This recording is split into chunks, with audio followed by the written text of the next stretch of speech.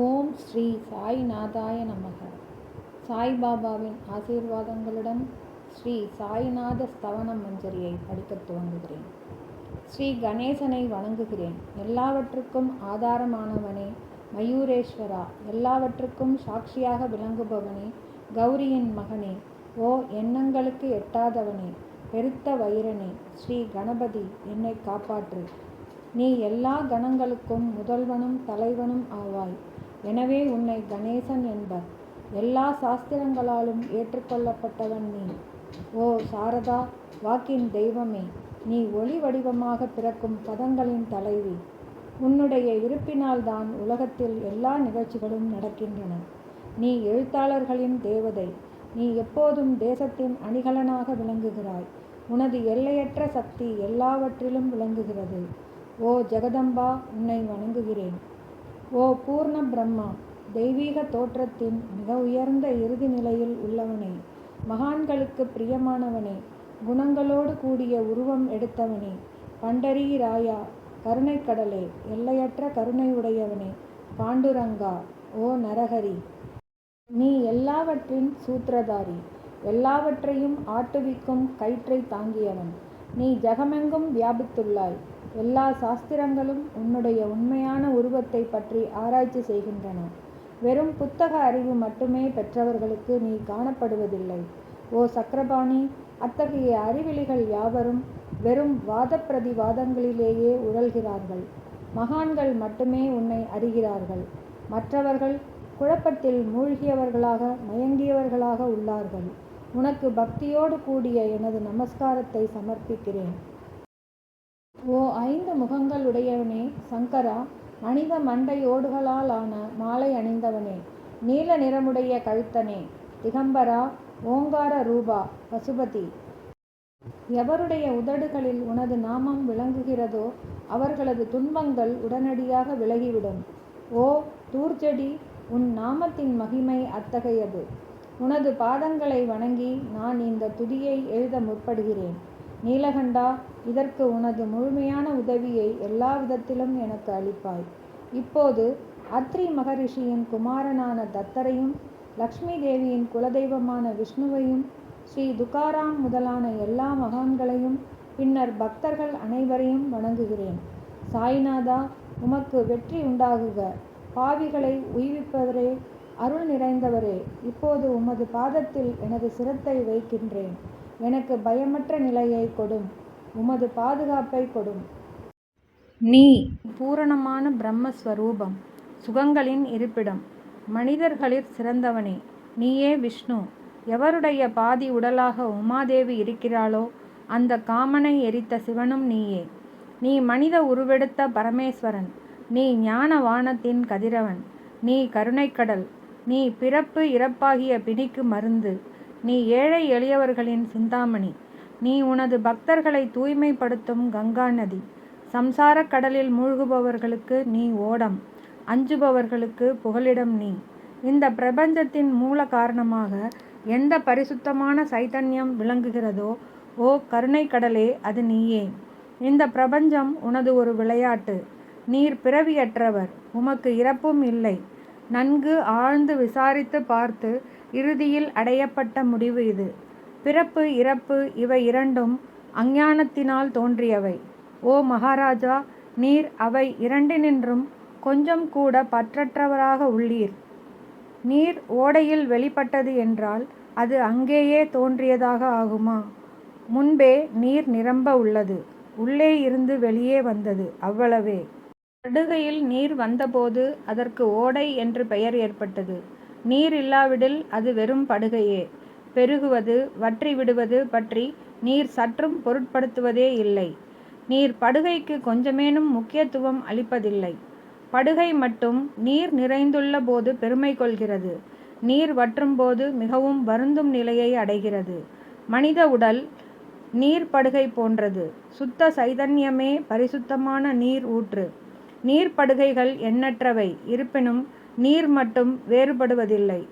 பிறப்பற்றவரான அருட்கடலே, உமது வஜ்ராயுதம் என் அஞ்ஞானமாகிய மலையை அழிக்கட்டும் என்று வேண்டுகிறேன். இத்தகைய எண்ணற்ற தோற்றங்கள் இதுவரை பூமியில் ஏற்பட்டுள்ளன. இப்போதும் இருந்து வருகின்றன. காலக்கிரமத்தில் இனிமேலும் ஏற்படப் போகின்றன. அந்த ஒவ்வொரு தோற்றத்துக்கும் ஒரு தனி பெயரும் குலமும் கிடைக்கிறது. அதன் மூலம் உலகத்தில் அவற்றை பிரித்து அறிகிறார்கள். சைதன்யத்தை பொறுத்தவரை நான் நீ என்று கூறுவது பொருந்தாது. இருமை என்பதே எங்கு இருப்பதற்கு இடமில்லையோ அதே உண்மையில் சைதன்யம் எனப்படுவது. மேலும் உண்மையில் சைதன்யம் பிரபஞ்சம் முழுதையும் வியாபித்து உள்ளது. பின் நான் நீ என்ற பாவனை எவ்வாறு பொருந்தும்? மேகத்திலிருந்து பிறக்கும் நீர் ஒரே தன்மையானது. பூமியின் மேல் இறங்கிய பிறகு அதற்கு பற்பல வேறுபாடுகள் ஏற்படுகின்றன. கோதாவரி நதி படுகையில் விழுந்த நீர் கோதாவரி என்று அழைக்கப்படுகிறது. கிணற்றில் விழுந்த நீருக்கு அத்தகைய மேன்மை இல்லை. மகான்களின் உருவமாகிய கோதாவரியில் உள்ள நீர் நீங்கள். நாங்கள் குளம், குட்டை, கிணறு போன்றவர்கள். நம்மிடையே உள்ள வேறுபாடு இதுவே. எங்களுடைய வாழ்வின் உண்மையான குறிக்கோளை அடைய நாங்கள் உங்களிடம் வரவேண்டும்.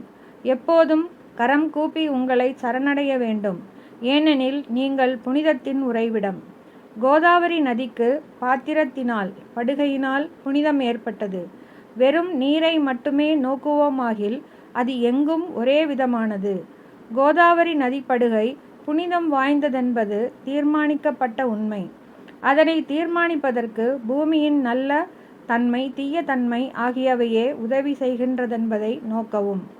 மேகத்தினின்று வந்த நீரின் புனிதத்தை எந்த பூமி பாகம் மாற்றவில்லையோ அந்த பாகத்தை சாஸ்திரமறிந்தவர்கள் கோதா என்று அழைத்தார்கள். மற்ற இடங்களில் விழுந்த நீர் அந்தந்த மண்ணின் குணத்தை ஏற்றுக்கொண்டது. தோற்றத்தின் போது இனிமையாய் இருந்த நீர் அசுத்தமாகவும் கசப்பாகவும் உப்பாகவும் ஆயிற்று. அவ்வாறே ஓ குருவரா, எந்த சரீரத்தில் 6 வைரிகளின் மாசு ஏற்படவில்லையோ அந்த புனிதமான சரீரத்துக்கு மகான் என்ற பெயர் பொருந்தும்.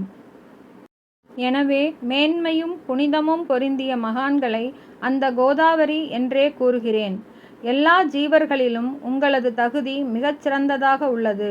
பிரபஞ்சத்தின் ஆரம்ப காலத்திலிருந்தே கோதாவரி ஏற்பட்டு உள்ளது. நீரும் முழுமையாக நிரம்பி உள்ளது. இன்று வரை அதற்கு குறைவு ஏற்படவில்லை. ராவணனுடைய வைரி கோதாவரியின் கரைக்கு வந்தபோது இருந்த அதே நீர் இன்று வரை எவ்வாறு இருக்கும் என்று பாருங்கள். படுகை மட்டும் அதே. நீர் கடலை அடைந்தது. நீர் படுகையின் புனிதத்தன்மை மட்டும் இன்று வரை நிரந்தரமாக உள்ளது. ஒவ்வொரு ஆண்டும் பழைய நீர் சென்று புதிய நீர் படுகையின் உள்ளே வருகிறது. பாபா, அதே நியாயம் உங்களுக்கும் பொருந்தும். ஒவ்வொரு நூற்றாண்டும் ஓர் ஆண்டை போலவும் அந்த நூற்றாண்டில் தோன்றிய சாதுக்கள் நீரை போலவும் அவர்களுள் மிகப்பெரிய மகான்கள் அலைகள் போலவும் உவமிக்கப்படுகிறார்கள். இந்த மகான்களின் உருவமாகிய கோதாவரியில் முதல் ஆண்டில் சனத, சனக, சனந்தனர் முதலியோரின் வெள்ளம் ஏற்பட்டது. பின்னர் நாரதர், தும்புரு, பிரகலாதன், பலிராஜா, சபரி, அங்கதன், வாயுகுமாரன், விதுரர், கோபர்களும் கோபிகைகளும் தோன்றினர். இவ்வாறு இன்று வரை ஒவ்வொரு நூற்றாண்டிலும் ஒன்றன் பின் ஒன்றாக மகான்களின் வெள்ளம் ஏற்பட்டு வந்துள்ளது. நான் அதனை வர்ணிப்பதற்கு இயலாதவனாக உள்ளேன். ஓ சாய்நாதா, இந்த நிகழும் நூற்றாண்டில் மகான்களின் தோற்றமாகிய கோதாவரியில் நிச்சயமாக உமது வெள்ளம் வந்துள்ளது. எனவே உமது திவ்ய சரணார விந்தங்களுக்கு வந்தனை செய்கிறேன். மகாராஜா, எனது துர்க்குணங்களை கொஞ்சம் கூட பொருட்படுத்த வேண்டாம். நான் ஏழை, எளியவன், அஞ்ஞானி, பாவிகளுக்குள்ளே தலை சிறந்தவன், எல்லா துர்க்குணங்களும் பொருந்தியவன். ஆனால் என்னை நிராகரிக்க வேண்டாம். பரிசக்கல் இரும்பினுடைய குறைகளை பொருட்படுத்துவதில்லை. கோதாவரி நதி தன்னை அடைந்த கிராமத்து சிறு ஓடைகளை திருப்பி அனுப்புவதில்லை. உங்களுடைய அருள் நோக்கை செலுத்தி என்னிடம் உள்ள எல்லா தீய குணங்களையும் விரைவாக அழித்து விடுங்கள். அடியேனுடைய வேண்டுதல் இதுவே. பரிசக்கல்லின் தொடர்பு ஏற்பட்டும் இரும்பின் இரும்புத்தன்மை அழிக்கப்படாவிட்டால் குருவரா, அது பரிசக்கல்லின் பெருமைக்கு இழுக்கு. என்னை பாவியாகவே இருக்கும்படி வைக்காதீர். தாங்கள் தாழ்வும் அடைய வேண்டாம். நீங்கள் பரிசக்கல், நான் இரும்பு. எனது அவமானம் உமதே என்பதை பாருங்கள்.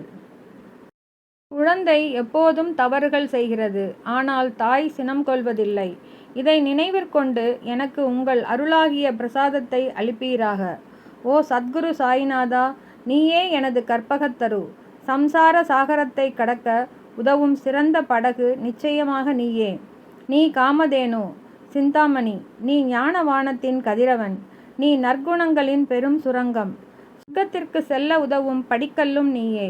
ஓ புண்ணியங்களின் இருப்பிடமே, சுத்திகரிப்பவரில் சிறந்தவரே, ஓ சாந்தமூர்த்தி, ஆனந்தத்தின் உறைவிடமே, பிரம்மஸ்வரூபா, பரிபூரணனே, வேறுபாடு அற்றவனே, ஞானக்கடலே, ஓ ஞானத்தின் உருவமே, மனிதர்களில் சிறந்தவனே, பொறுமை சாந்தி ஆகியவற்றின் உறைவிடமே, பக்தர்களின் இளைப்பாறுமிடமே, என்பால் மகிழ்வு நிறைந்த உன் அருள் நோக்கை செலுத்து. சத்குரு மச்சீந்திரரும் நீயே, ஆத்மா ஜாலந்தரரும் நீயே, நீயே நிவிருத்திநாதரும் ஞானேஸ்வரரும் ஆவாய். கபீர், ஷேக் முகமது, ஏசுநாதர் ஆகியோரும் நீயே. நீயே போதலாவும் சாவதாமாலியும், உண்மையில் ராமதாசரும் நீயே. சாயிநாதா, நீயே துக்காராம், சகாராம், மகாராஜும் மாணிக்க பிரபுவும் நீயே. உமது இந்த அவதாரம் உண்மையில் அறிய முடியாத விதமாக உள்ளது. தங்களுடைய ஜாதியை பற்றி எவரும் அறிந்து கொள்ளும்படி தாங்கள் விடவில்லை. சிலர் உங்களை முஸ்லீம் என்கின்றனர், சிலர் அந்தணர் என்கின்றனர். கிருஷ்ணனுக்கு சமமான லீலைகளை தாங்கள் செய்கிறீர்கள். ஸ்ரீ கிருஷ்ணனை பார்த்து பலரும் பலவிதமாக பேசினர். சிலர் யதுகுலத்து அரிய ஆபரணம் என்றனர், சிலர் இடையன் என்றனர். யசோதை மென்மையான குழந்தை என்றார், கம்சன் மகாகாலன் என்றான், உத்தவர் அன்பு வடிவானவன் என்றார், அர்ஜுனன் பூர்ண ஞானி என்றான். அவ்வாறே தங்களை பற்றியும் தத்தமது மனத்தில் நிச்சயப்படுத்தியதற்கு தக்கபடி அவரவர்கள் அழைக்கின்றனர். மசூதி உங்களது இருப்பிடம். உமது காதுகள் குத்தியிருக்கப்படவில்லை. உங்களது பாதியா சடங்கையும் பார்த்துவிட்டு உங்களை முஸ்லீம் என்று கூறுவது பொருத்தமாகவே உள்ளது. அவ்வாறே கருணை வடிவமான உமது அக்னி வழிபாட்டை பார்த்து நீங்கள் ஹிந்துதான் என்று எங்கள் மனத்தில் நிச்சயம் ஏற்பட்டது. ஆனால் வெளி விவகாரங்களில் உள்ள இத்தகைய வேறுபாடுகளை தர்க்கவாதிகளே விரும்புவார்கள். உண்மையான ஞானத்தில் ஆர்வமுள்ள பக்தர்கள் அவற்றுக்கு முக்கியத்துவம் அளிக்க மாட்டார்கள். நீங்கள் பிரம்மத்தின் நிலையில் விளங்குகிறீர்கள். உங்களுக்கு ஜாதியும் கோத்திரமும் இல்லை. நீர் எல்லோருக்கும் குருமூர்த்தியாயும் ஆதி காரணமாகவும் உள்ளீர். முஸ்லீம் இந்துக்களிடையே பகைமை ஏற்பட்டதால் அவர்களை ஒற்றுமைப்படுத்துவதற்காக மசூதி அக்னி இரண்டையும் ஏற்று பக்தர்களுக்கு உங்கள் லீலையை காட்டினீர்கள். தாங்கள் ஜாதி மதங்களுக்கு அப்பாற்பட்டவர். நீங்கள் பிரம்மமே. உண்மையில் நீங்கள் அது தத்துவமசி. நீங்கள் உண்மையில் தர்க்கங்களுக்கு அப்பாற்பட்டவர். உங்கள் முன்னால் எவ்வளவோ தர்க்க விதர்க்கங்கள் நிகழ்ந்தன. அங்கே எனது சாதாரண மொழிகள் எப்படி ஏற்படும்? ஆனால் உங்களை பார்க்கும்போது என்னால் மௌனமாக இருக்க முடியவில்லை. துதி செய்வதற்கு உலக வழக்கில் பதங்களே சாதனமாக உள்ளன. எனவே உங்கள் அருளாசியுடன் பதங்களால் என்னென்ன வர்ணனைகள் ஏற்படுகின்றனவோ அவற்றை எப்போதும் செய்வேன். மகான்களின் தகுதி கடவுளின் தகுதியை விட வேறுபட்டதும் மிக உயர்ந்ததும் ஆகும். சாதுக்களின் அருகில் எனது உனது என்ற வேறுபாடுகளுக்கு சிறிதேனும் இடமில்லை. ஹிரண்யகசிபுவுக்கும் ராவணனுக்கும் கடவுளை வெறுத்ததன் மூலம் மரணம் ஏற்பட்டது. இத்தகைய சம்பவம் ஒன்று கூட மகான்களின் கரத்தால் நிகழவில்லை. அரசன் கோபிச்சந்தன் ஜாலந்தரரை சாணக்குவியலில் புதைத்தான். ஆனால் அந்த மகான் மனம் வருந்தவில்லை. மாறாக அந்த அரசனை சம்சார சூழலிலிருந்து விடுவித்து அமரனாகச் செய்துவிட்டார். இத்தகைய மகான்களின் மேன்மையை எவ்வாறு வர்ணிப்பேன்? மகான்கள் சூரியனை போன்றவர்கள். அவர்களின் கருணை ஒளிமயமானது. மகான்கள் சுகம் தரும் சந்திரனை போன்றவர்கள். அவர்களுடைய அருள் சந்திரனுடைய ஒளி போன்றது. மகான்கள் இதமளிக்கும் கஸ்தூரி போன்றவர்கள். அவர்களின் அருள் அதன் நறுமணம் போன்றது. மகான்கள் ரசம் நிரம்பிய கரும்பு போன்றவர்கள். அவர்களது அருள் அதன் இன்சுவை போன்றது. மகான்கள் நல்லவரிடமும் தீயவரிடமும் ஒரே விதமாக நடந்து கொள்கிறார்கள். மாறாக பாவிகளிடமே எல்லையற்ற அன்பு உள்ளவர்களாக உள்ளார்கள். கோதாவரி நதியின் நீரில் அழுக்கடைந்த துணிகளே துவைப்பதற்காக வருகின்றன. சுத்தமானவை கோதாவரியினின்று வெகு தொலைவில் பெட்டியிலேயே தங்குகின்றன. பெட்டியில் வைக்கப்பட்டிருந்த அந்த துணியும் ஒருமுறை கோதாவரியின் படுகையில் நன்றாக துவைப்பதற்காக வந்தது. இந்த உவமையில் பெட்டிதான் வைகுண்டம். நீங்களே கோதாவரி. நம்பிக்கையே படித்துரை, ஜீவாத்மாக்களே துணிகள், 6 வித விகாரங்களே அவைகளை பற்றியுள்ள அழுக்கு. உங்களது பாதார விந்தங்களை தரிசிப்பதே கோதாவரி ஸ்நானம் ஆகும். எல்லா அழுக்குகளையும் போக்கி சுத்தப்படுத்துவதில் நீர் மிகுந்த சாமர்த்தியசாலி. சம்சாரத்தில் உழலும் ஜனங்களாகிய நாங்கள் மேலும் அழுக்கு படிந்தவர்களாக உள்ளோம். எனவே மகான்களின் தரிசனம் பெறுவதற்கு உரிமை பெற்றவர்கள் நாங்கள். கோதாவரி நதியில் நீர் நிரம்பியுள்ளது. படித்துறையில் துவைப்பதற்கான அழுக்கு துணிகள் உள்ளன.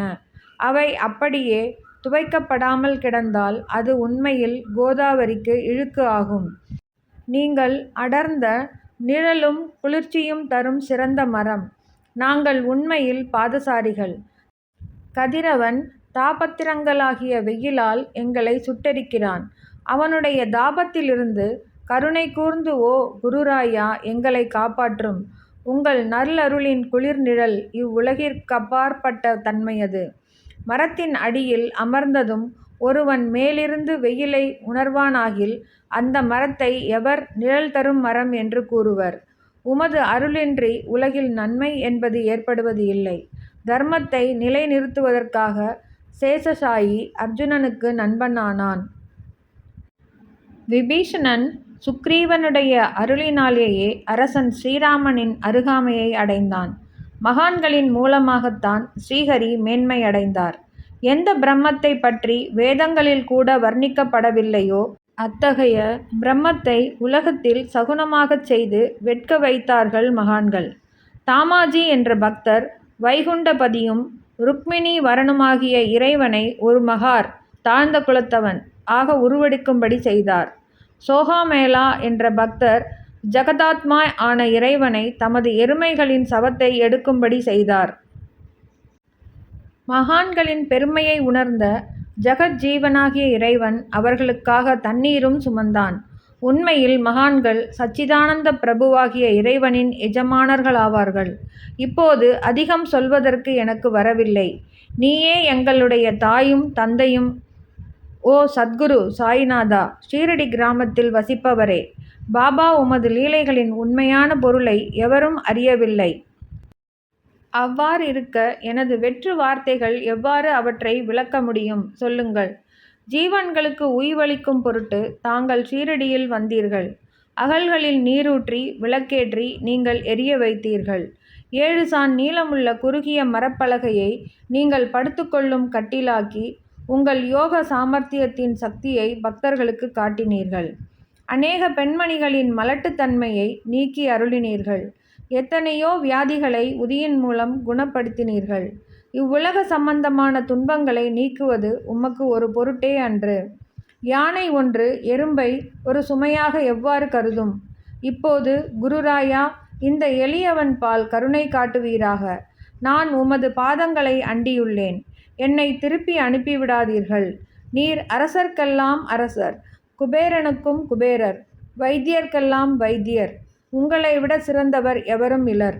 மற்ற தெய்வங்களை பூஜிப்பதற்கு அதற்கு தகுந்த சிறப்பு உபகரணங்கள் உள்ளன. ஆனால் உம்மை பூஜிப்பதற்கு உலகில் பொருட்களே இல்லை. சூரியனுடைய இல்லத்தில் தீபாவளி பண்டிகை வந்ததென்றால் எப்பேற்பட்ட பொருட்களை கொண்டு அதை கொண்டாடுவோம். சமுத்திரத்தின் தாகத்தை தீர்க்க இப்புவியிடத்தில் நீர் இல்லை. நெருப்பை உஷ்ணப்படுத்த எங்கிருந்து அக்னி கொண்டு வருவது? ஓ ஸ்ரீ சமர்த்தா குருராயா, பூஜைக்குரிய பொருட்கள் யாவும் உண்மையில் உமது ஆத்மாவின் அம்சமாய் உள்ளன. மேற்கூறப்பட்டவையெல்லாம் தத்துவ திருஷ்டியால் கூறப்பட்ட பேச்சுக்களேயன்றி என் மனதில் அனுபவத்தால் ஏற்பட்டவை அன்று. அனுபவம் இன்றி கூறப்படும் பதஜாலங்கள் வீணேயாகும். போகட்டும். உலக வழக்கத்தின்படி உமக்கு நான் பூஜை செய்யலாம் என்றால் அதனை செய்வதற்கு தேவையான திறமை எனக்கு இல்லை எனது குருராயனே. பலவித கற்பனைகள் செய்து உமக்கு பூஜை செய்கிறேன். அருள் மிகுந்தவரே, அடியேனுடைய அத்தகைய பூஜையை ஏற்றுக்கொள்வீராக. இப்போது அன்பு கண்ணீரால் உமது பாதங்களை கழுவுகிறேன். உண்மையான பக்தியாகிய சந்தனத்தை அரைத்து உமக்கு பூசுகிறேன். எனது அழகிய பதங்களாகிய இந்த கபனியை உமக்கு அணிவிக்கிறேன். பிரேமை என்ற மலராகிய மாலையை உமது கழுத்தில் அணிவிக்கிறேன். எனது துர்க்குணங்களாகிய தூபத்தை உமக்கு முன்பு எரிய விடுகிறேன். அது மிக தீய பொருளாயினும் அதனின்று தீய வாசனை எழுவதில்லை. சத்குருவுக்கு முன்பு அன்றி வேறு எங்கெங்கு தூபம் எரிய விடப்படுகிறதோ அங்கெல்லாம் தூப பொருளுக்கு ஏற்படும் நிலை வருமாறு. தூபத் திரவியத்துக்கு அக்னியின் ஸ்பரிசம் ஏற்பட்ட மாத்திரத்தில் அதனது நறுமணம் என்ற நல்ல குணம் அதனை விட்டுவிட்டு சென்று விடுகிறது. உமது எதிரே இதற்கு மாறாக நிகழ்கிறது. தீய தன்மைகள் அக்னியில் உரிந்து விடுகின்றன. உலகம் பார்த்து மகிழும்படி சத்குணம் எவ்வித குறைவுமின்றி தங்கிவிடுகிறது. மனதினுடைய தீய குணங்கள் யாவும் எரிந்த பின் மனம் மாசற்றதாகிறது. கங்கையிலுள்ள மாசுகள் நீங்கியவுடன் அவள் இயல்பாகவே புனிதமடைகிறாள். மாயை மோகம் என்ற தீபத்தை உனக்கு சுற்றுகிறேன். அதன் மூலம் எனக்கு வைராகியம் என்ற ஒளி கிடைக்கும். உனக்கு அமருவதற்கு சுத்தமான நம்பிக்கை என்ற சிம்மாசனத்தை அளிக்கிறேன். அதனை ஏற்று பக்தி என்ற நைவேத்தியத்தையும் எடுத்துக்கொள்வாயாக. பக்தி நைவேத்தியத்தை நீ உண்டுவிட்டு அதனது ரசத்தை எனக்கு கொடு. ஏனெனில் நான் உனது பச்சிளம் குழந்தை. உனது பாலில் எனக்கு உரிமை உண்டு. எனது மனதை உமக்கு தட்சிணையாக அர்ப்பணிக்கிறேன். அதனால் கர்த்ருத்வம் என்பது எந்த விதத்திலும் என்னிடம் இருக்காது. இப்போது பிரார்த்தனையோடு உனக்கு சாஷ்டாங்க நமஸ்காரம் செய்கிறேன். ஓ புண்ணிய ஸ்லோகா சாய்நாதா, அதனை தாங்கள் ஏற்றுக்கொள்வீராக. பிரார்த்தனாஷ்டகம். சாந்தமான மனமுடையவரே, சிறந்த அறிவுடையவரே, சாய்நாதா, அருள் நிறைந்தவரே, கருணைக்கடலே, சத்தியஸ்வரூபமானவரே, மாயையாகிய இருளை அழிப்பவரே, ஜாதி மதங்களுக்கு அப்பாற்பட்டவரே, சாதனையின் முடிவை அடைந்தவரே, எண்ணங்களுக்கு அப்பாற்பட்டவரே, கருணைக்கு உறைவிடமே, ஷீரடி கிராமத்தில் உறைபவரே, ஓ நாதா, என்னை காப்பாற்றும், என்னை காப்பாற்றும். ஞானமாகிய கதிரவனே, ஞானத்தை அளிப்பவரே, எல்லாவித நன்மைகளையும் செய்பவரே, பக்தர்களின் இதயத்தில் உலவும் அன்னமே, உமது பாதங்களை அடைந்தவரை காப்பவரே, சிருஷ்டி செய்யும் பிரம்மானி, காக்கும் தெய்வமான லக்ஷ்மியின் கணவன் விஷ்ணுவும் நீயே. உண்மையில் உலகங்களையும் லயமடையச் செய்யும் ருத்ரனும் நீயே. நீர் இல்லாத இடம் இவ்வுலகத்தில் எங்கும் இல்லை. சாய்நாதா, நீர் எல்லாம் அறிபவர், எல்லோரின் இதயத்திலும் உறைபவர். எனது எல்லா குற்றங்களையும் மன்னிக்க வேண்டுமென்று வேண்டுகிறேன். பக்தியின்மை, சந்தேகங்கள் போன்ற அலைகளை விரைவில் நீக்குவீராக. நீர் பசு, நான் பச்சிளங்கன்று. நீர் சந்திரன், நான் சந்திரகாந்தக்கல். உங்கள் பாதங்கள் கங்கா நதியின் ஸ்வரூபமானவை. அவற்றை நான் பக்தியோடு வணங்குகிறேன். இப்போது உமது அடைக்கலம் அளிக்கும் அருள்மயமான கரங்களை எனது சிரத்தின் மேல் வைப்பீராக. எனது வருத்தங்களையும் கவலைகளையும் நீக்குவீராக. இந்த கணு தங்கள் பணியாளன். இந்த பிரார்த்தனாஷ்டகத்தை கூறி நான் சாஷ்டாங்க நமஸ்காரம் செய்கிறேன். எனது பாவங்களையும் துன்பங்களையும் ஏழ்மையையும் உடனடியாக நீக்குவீராக. நீர் பசு, நான் கன்று. நீர் தாய், நான் குழந்தை. என் விஷயத்தில் மனதில் கடினம் கொள்ள வேண்டாம். நீர் மலையகிரியிலுள்ள சந்தன மரம், நான் முள்ளடர்ந்த புதர். நீர் புனிதமான கோதாவரி நீர், நான் பெரும் பாவி. ஓ குருராயா, உமது தரிசனம் ஏற்பட்ட பிறகும் என்னிடத்திலுள்ள துர்க்குணம் என்ற மாசு அவ்வாறே தங்கியிருக்குமாகில் உம்மை சந்தனம் என்று எவர் கூறுவர்?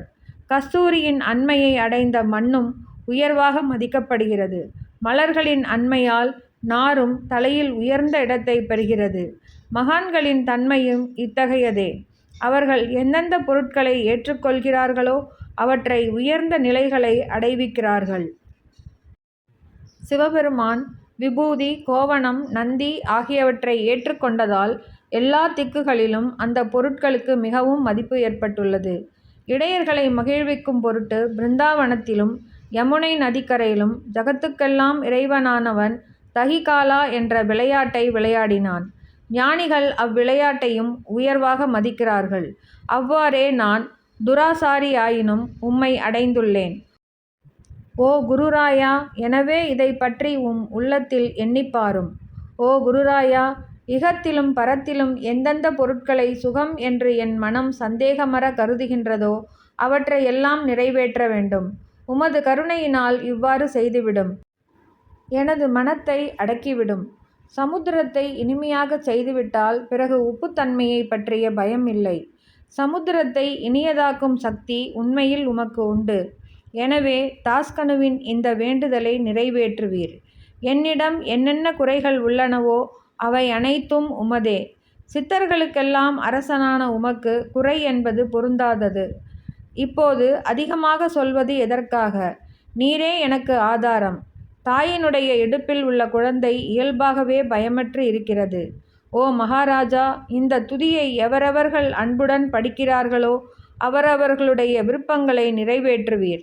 இந்த துதியை படிப்பவர்களின் 3 வித தாபங்களும் ஓர் ஆண்டுக்குள் விலகிவிடும் என்பதே இந்த துதியின் மேல் உமது நிரந்தரமான அருளாசியாக இருக்கட்டும். ஸ்நானம் முதலியவற்றை செய்து சுத்தமாக ஆனபின் உங்கள் மனதில் சுத்தமான பக்தியோடு தினமும் இந்த துதியை படிக்கவும். இவ்வாறு செய்ய முடியாவிட்டால் ஒவ்வொரு வியாழக்கிழமை அன்றும் மனத்தில் சத்குருமூர்த்தியை இருத்திப் படிக்கவும். அதுவும் கூட இயலாவிடில் ஏகாதசி தோறும் அதன் விளைவுகளை பார்ப்பதற்காக இந்த துதியை படியுங்கள். துதியை படிப்பவர்களுக்கு இறுதி கணத்தில் உயர்ந்த நிலையை குருமூர்த்தி அளிப்பார். நான் சொல்வதை கேட்டுக்கொண்டிருப்பவர்களே, இவ்வுலகியல் ஆசைகளை அவர் விரைவில் நிறைவேற்றுவார். இந்த துதியை பாராயணம் செய்வதால், மீண்டும் மீண்டும் படிப்பதால் முட்டாள்கள் அறிவாளிகள் ஆவார்கள். எவருக்காயினும் வாழ்நாள் குறைவாக இருப்பின் அவர்கள் இதை படிப்பதால் 100 ஆண்டு ஆயுள் உள்ளவர் ஆவார்கள்.